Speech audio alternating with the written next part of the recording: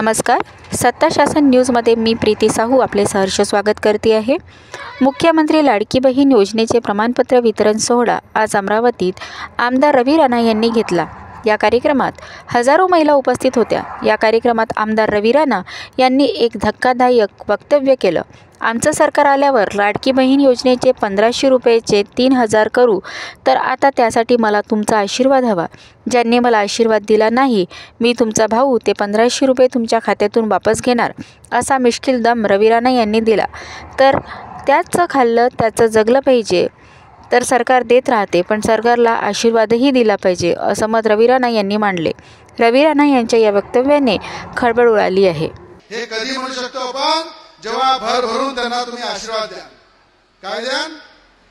आणि आशीर्वाद कसा द्यावा लागते?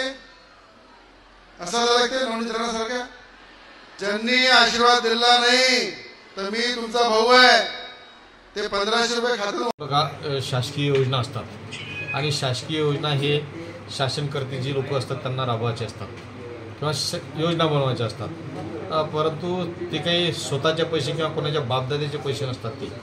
ते सरकारचे असतात, लोकांच्या टॅक्समधून आलेले पैसे असतात आणि ते पैसे त्याचं नियोजन करत असताना जर लाडक्या बहिणीसाठी नियोजन झालं असेल आणि त्याच्यात जर कोणी म्हणत असेल की मला आशीर्वाद दिला नाही तर ते वापस घेऊ, मी हे एवढंच म्हणेल याप्रसंगी, हे की कोणाच्या बापदाद्याची इस्टेट नसते, ते कोणी वापस घेऊ शकत नसते। ते शासकीय योजना आहे, ती शासकीय योजना त्या पद्धतीनं राबवल्या गेली पाहिजे असते। आज आमदार रवी राणांनी महिलांच्या मेळाव्यामध्ये मला जर आशीर्वाद दिला नाही, मतदान दिलं नाही तर मी 1500 रुपये परत घेईल अशा प्रकारची धमकी देऊन हा तमाम बहिणींचा अपमान केलाय।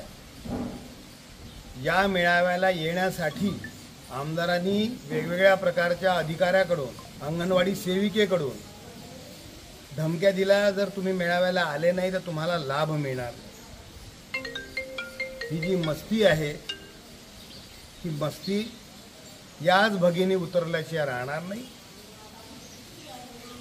1500 रुपये याच्या घरचे नाहीत, याच्या वडिलांचे नाहीत, आणि म्हणून रवी राणांनी माफी मागावी, कान धरून माफी मागावी, अन्यथा याच बहिणी त्याला धडा शिकवल्याशिवाय राहणार नाही।